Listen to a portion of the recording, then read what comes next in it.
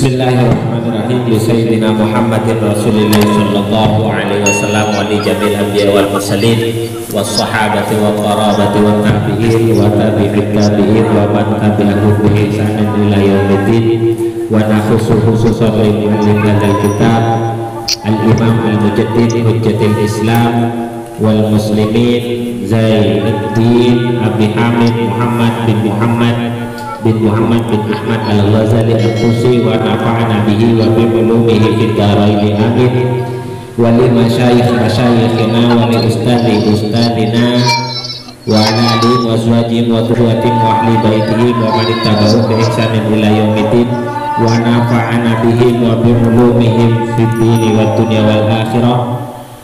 Allahumma sallimna li Ramadan wa sallim Ramadan lana wa sallimhu minna mutaqabbala wa li qadai hajatina min hawaiji dunya al-akhirah sallallahu maqasidana wa yassarallahu umurana umurad dunya wal akhirah. Al-Fatihah.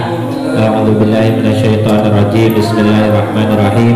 Alhamdulillahi rabbil alamin arrahmanir rahim maliki yaumiddin iyyaka na'budu wa iyyaka nasta'in ihdinas siratal mustaqim siratal ladzina an'amta 'alaihim ghairil maghdubi 'alaihim waladdallin amin.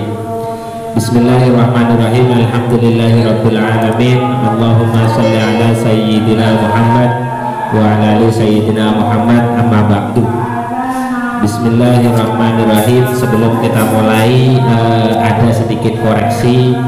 Kemarin pada pembahasan dari yang pertama ya, dari ru'ya fi wasoya Luqmanul Hakim, itu kalimat ayyuhal walad yang pertama, terus kemudian ayyuhal walad yang kedua, yaitu pada kalimat khulasatul ilmi.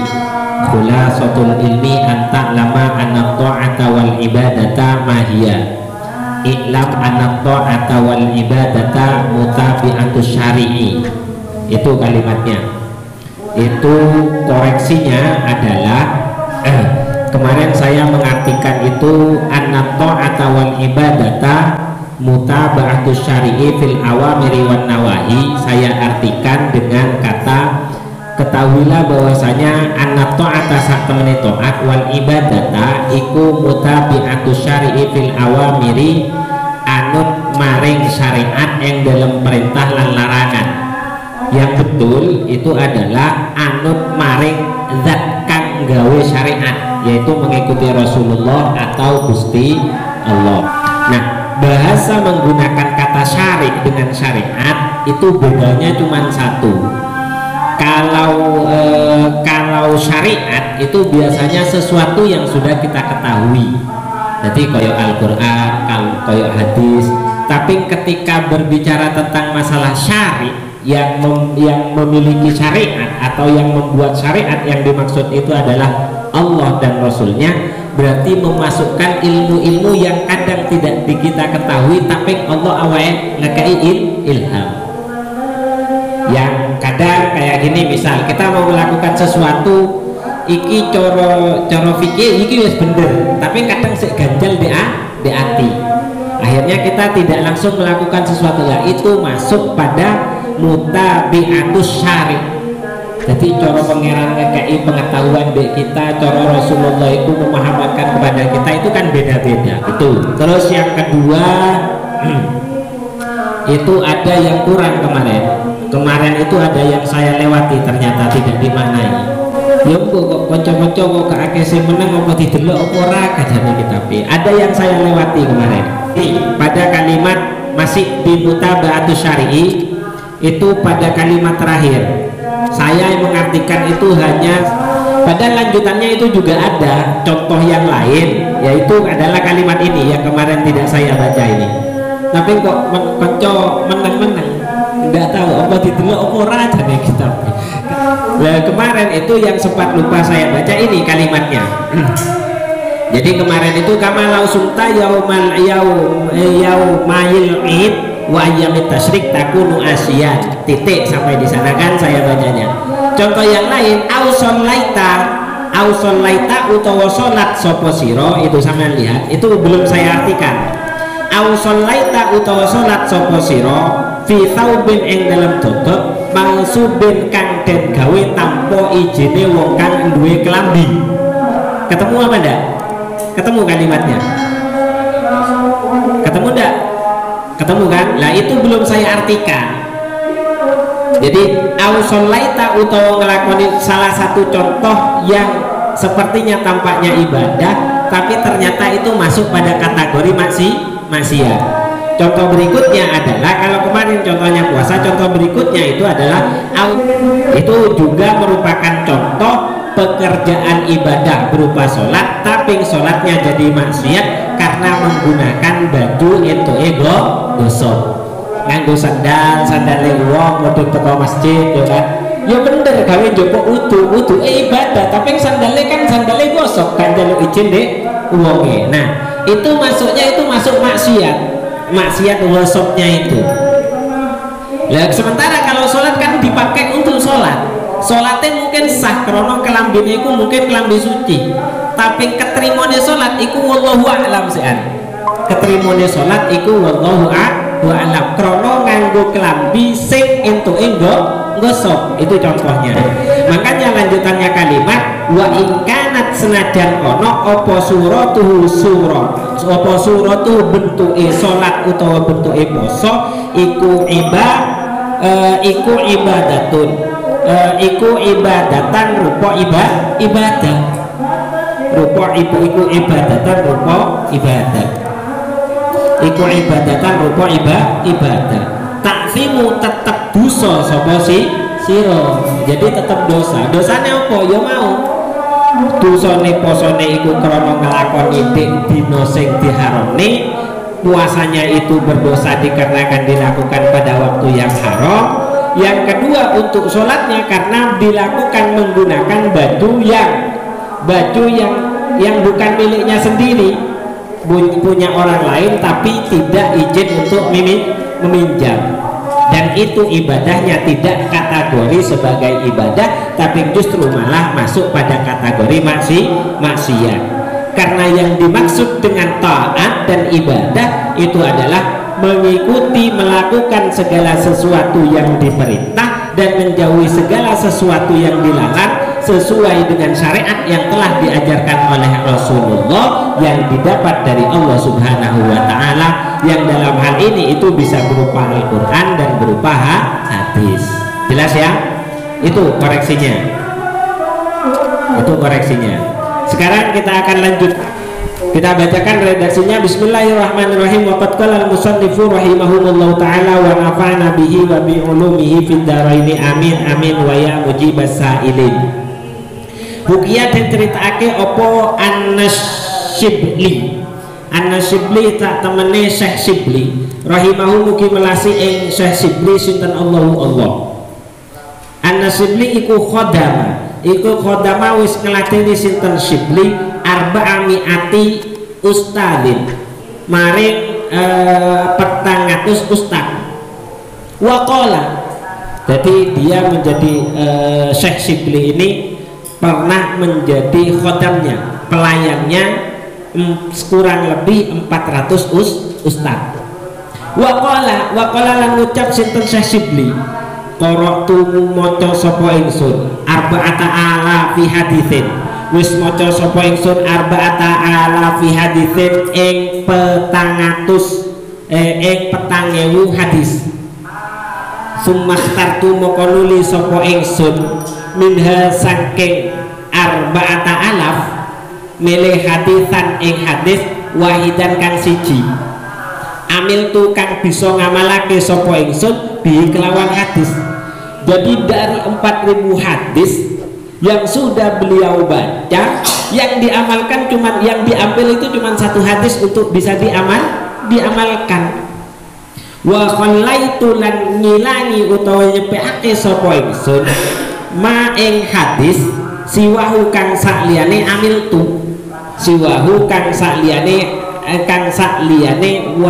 hadis amil tu, yang lain aku tinggalkan. Nyapa kok koyok ini li'anni krono sak temene ingsun iku ta'ammal tu mikir-mikir utawa ngerenung sapa ingsun. Setelah berpikir lama fawajadtu moko nemu sapa ingsun khulasi ing keselamatan ingsun wa najati lan kebejan ingsun fihi ing dalam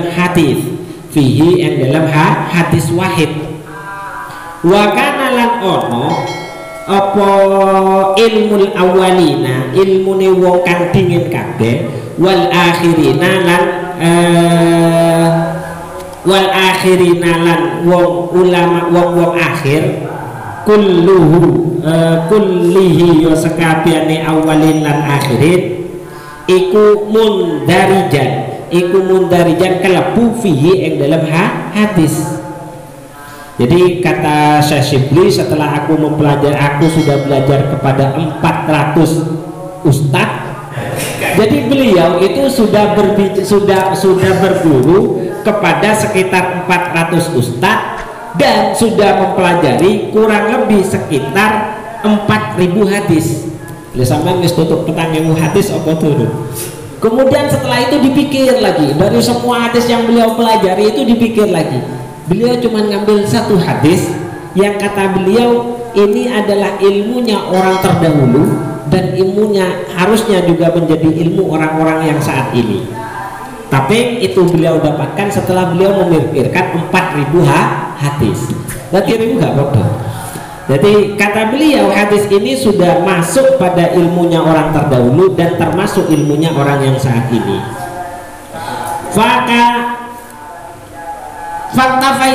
Fakta itu mau ngalap cukup sopo ingsun kata Syekh Syibli sopo ingsun Syekh Syibli bihi kelawan hadis wadhalika utawi mengkono hadis iku anna Rasulullah sallallahu alaihi wasallam saat temene Rasulullah sallallahu kita may rahmat sinten Allah alaihi ing atase Rasul wasallam lan keselamatan qala dawu sinten Rasul liba di ashabihi maring sebagian sahabat Rasul. Ini hadis yang beliau ambil dan 4.000 hadis yang lainnya berarti sekitar 3.900 hadis yang lainnya itu ditinggalkan oleh beliau. Apa yang ada di dalam hadis itu yaitu adalah sabdanya Rasulullah kepada sebagian sahabatnya, tidak semua sahabat. Apa dawuhnya Rasulullah? Ikmal lidunyaka, itu kata Rasulullah. Ikmal agawe sapa sira lidunyaka gawe dunya sira bi qadri maqamika kelawan sak kadar panggonan sira fiha ing dalam dunya. Itu bahasanya. Jadi lakukan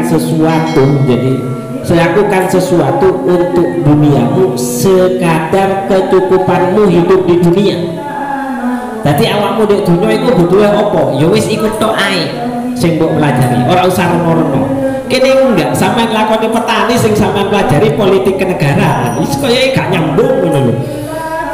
Iya, yang kedua, wa malan agawe sapa sira li akhiratika kanggo akhirati sira bi qadri baqaika kelawan kadar kekali sira ing dalam akhirat.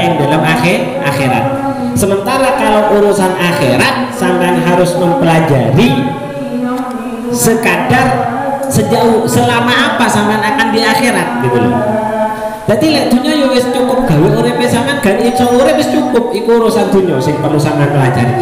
Tapi lek urusan akhirat sampean harus mempelajari sakadar suwine sampean ono di akhirat.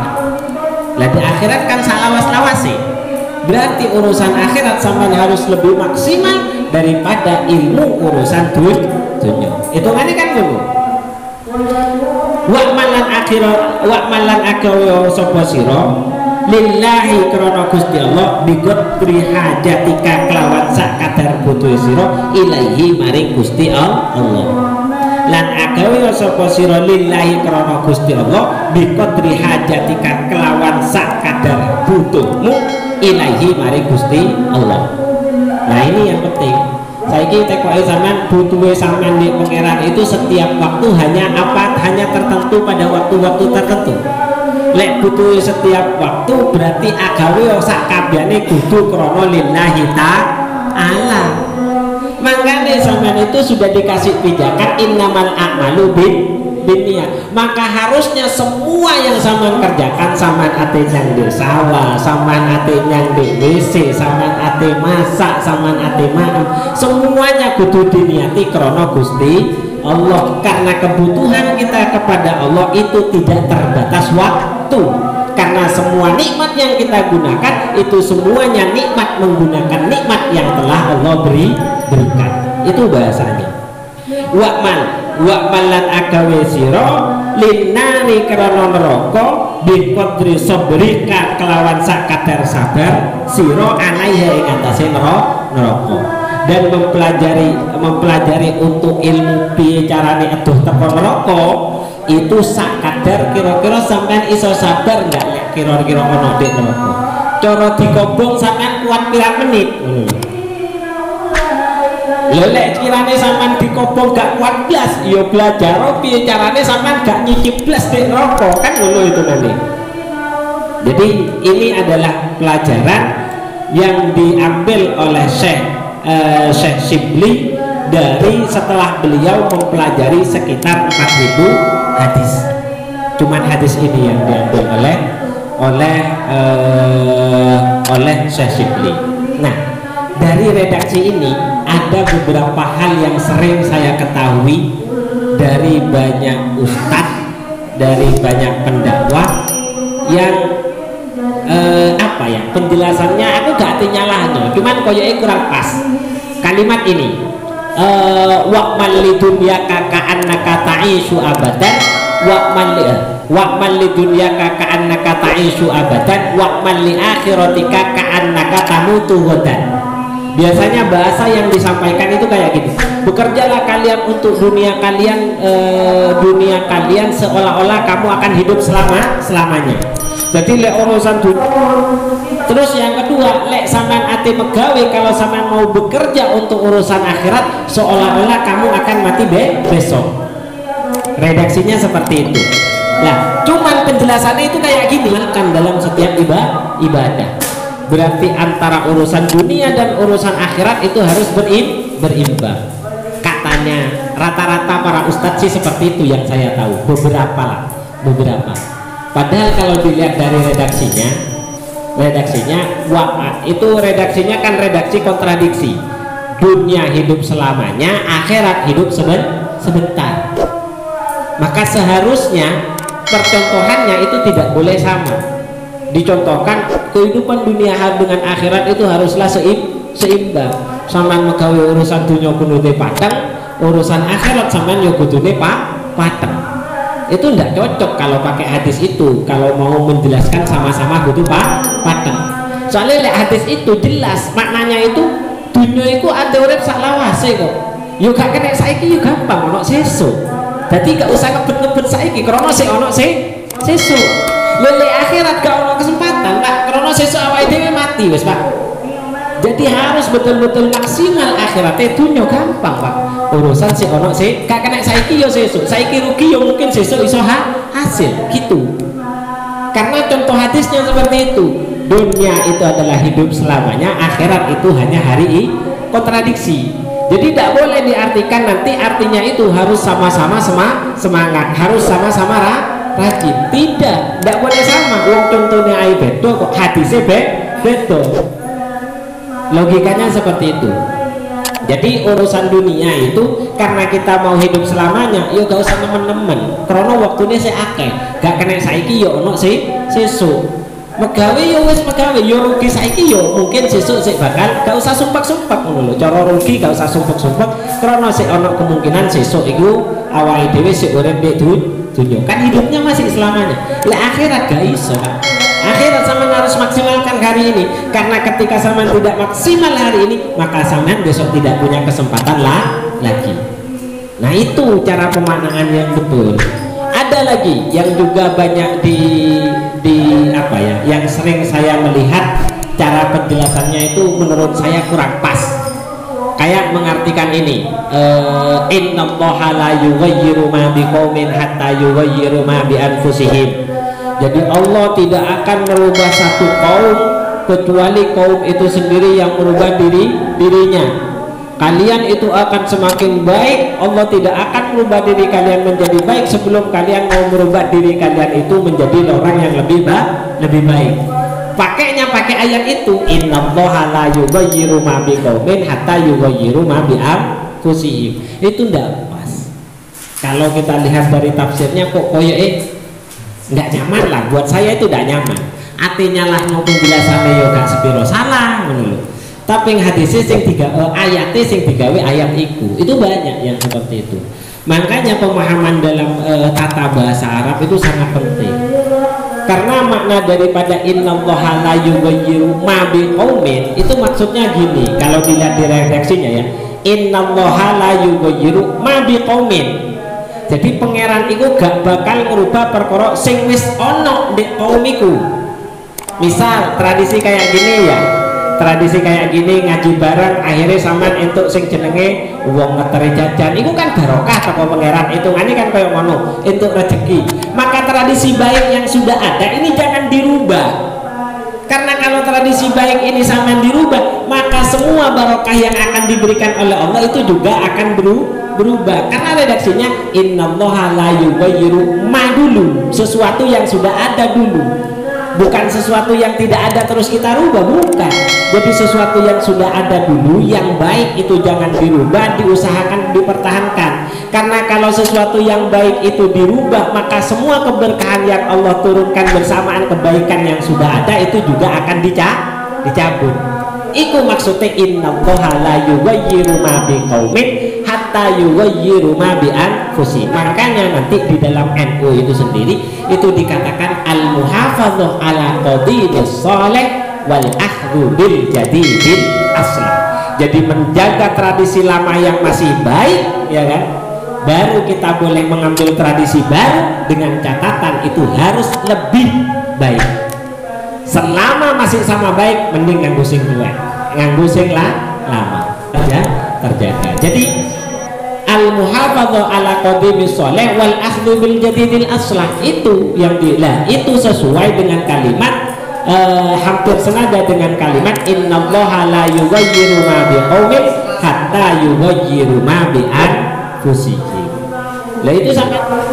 Jadi jelas ya di sini yang diambil pertama, kalau kita mau melakukan sesuatu untuk di dunia, ya kan, untuk di dunia, sadari seberapa lama kita dibutuhkan di dunia. Butuhe awak itu dek dunia apa? Butuhe awak dek dunia itu apa? Lek awak ini butuh urip kanggo golek bekal akhirat, berarti yang penting kita hidup semuanya nanti dimaksimalkan untuk akhirat. Yang kedua, hadis ini berbicara tentang kalau urusan akhirat maka kita harus melakukan sesuatu sekadar lamanya kita di akhirat. Nah kita tahu lamanya kita di akhirat selamanya. Di dunia itu cuma sebentar saja. Jadi urusan dunia itu ojo sampai nggawe rupake ati, ojo sampai nggawe sumpeke awak. Makanya yang paling ditakutkan oleh Sayyidina Ali, kalau tidak salah Sayyidina Ali, beliau itu paling ditakut diuji oleh Allah dalam urusan agama. Bahkan lek Sayyidina Abu Bakar dunyane diteno kabeh kan kanggo perjuangan Islam kan. Ya karena memang urusan dunia kita kan cuma sebentar. Lah jadi untuk di akhirat selamanya, maka semua yang ada di dunia bagaimana caranya bisa kekal abadi nanti bisa kita gunakan di akhirat kita. Wa'mal bihi wa'mal lillahi biqadri hajatika, lek megawe kanggo Gusti Allah iku ngukur sekadar butuhe awak maring Gusti Allah. Kalau mau melakukan sesuatu karena Allah itu diukur sekadar butuhnya kita kepada Allah. Nah pertanyaan saya, butuhnya kita kepada Allah sekadar apa? Ya tidak ada sekadarnya. Butuhe awak itu aslinya maring pangeran itu sakabehane awak urip itu tetap butuhe maring pangeran. Karena kenyataannya semua nikmat yang diberikan oleh Allah sampai detik ini itu kita gunakan dan tanpa jeda waktu. Lah sampean lek ate jeda-jeda, ya Allah aku gak butuh nek sampean saiki ngono. Berarti nyawane sampean dicabut dhisik mari ngono dibalik ngono. Enggak kan? Nyawa itu kan terus kita pakai kan? Lah maka berarti butuhan kita kepada Allah itu tanpa terjeda waktu. Maka seharusnya semua perjalanan kita dalam beramal itu tidak lain semuanya dipersembahkan kepada Allah Subhanahu wa taala. Piye carane? Ya niat, Pak. Niat kabeh. Biar semuanya kehitung itu lillahi ta'ala. Mek ngurubah niat tok.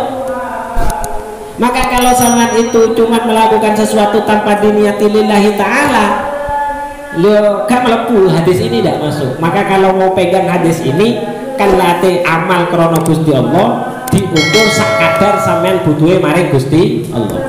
Apa sampean pikir mek butuhe pangeran sampean waktune salat tok? Enggak kan? Lah kenapa kalau memang tidak di waktu sholat saja, kenapa yang diniati hanya urusan sholat? Iya kan? Sama niat yang jelas-jelas sama niat kan cuma sholat. Allahu Akbar, usolli fardhu zuhri atau usolli fardhu subhi, ya kan? Lillahi ta'ala. Lah butuhe sampean di pangeran umum waktune sholat tok. Lah saya tanya, sampean kalau jalan keluar itu nyawa pakai nyawa siapa itu? Nyawane Gusti Allah kan, berarti sampean kan sik butuh maring Gusti Allah kan. Lek butuhe sampean itu setiap saat, setiap detik, setiap waktu, maka seharusnya semua perjalanan kita itu diniatkan hanya kepada Allah Subhanahu wa taala. Lek delok teko hati sih kudune kaya ngono. Yo ancene kudune kaya ngono. Lek gak iso yo ndang donga maring Gusti Allah, la haula wala quwata illa billahil aliyyil azim. Ya Allah, saya tidak bisa menghindar dari semua kemaksiatan, ya kan, kecuali atas pertolonganmu, dan saya tidak bisa mengabdikan semua diri saya kecuali atas pertolongan. Dengan seperti itu kita sadar kita adalah makhluk Allah yang betul-betul lemah, yang tidak memiliki daya apa-apa. Lek wis sadar karo kaya ngono insyaallah gak bakalan sombong, Pak. Lha makane wong iku sing sombong, sing kakean pola iku lali, wong wektune lali. Betul, itu untuk hadis yang ini. Dan ini harus diperhatikan. Krono iki wis hadis paling top lek jare Syekh Syibli. Karena beliau sudah belajar 4000 hadis, yang diambil cuma hadis ini saja yang menurut beliau ini adalah penting bagi saya karena ini adalah ilmunya orang terdulu dan harusnya jadi ilmunya orang sampai sekarang. Harusnya kayak lek dipikir-pikir ancene iyo, Pak. Lek dipikir-pikir ancene iyo, kita saja yang tidak mau berpikir aslinya. Makanya di Al-Quran sering disinggung kok, afala ta'qilun, afala yatadabbarun. Awakmu jadi mikir kok ora to. Cari pangeran akhirnya dikolong ngono. Oke, lanjut. Ayyuhal waladu he ana ingsun, ayyuhal waladu he ana ingsun, idza alimta dalam arikalane ngerti sapa sira bi hadzal hadithi kelawan ikilah hadis. La hajata mukora ono hajat la kakadwi siro ilal ilmi ilal ilmi maring ilmu al kathiri kan kalau kita sudah tahu dan sadar betul dengan hadis ini, maka insya Allah kita tidak butuh ilmu banyak. Yo aslinya yo tetap karena pemahaman kita kan baru sebatas. Lebih ya cari latih ngelakoni kudu kudu melok kabeh lillahi ta'ala. Oke, niat.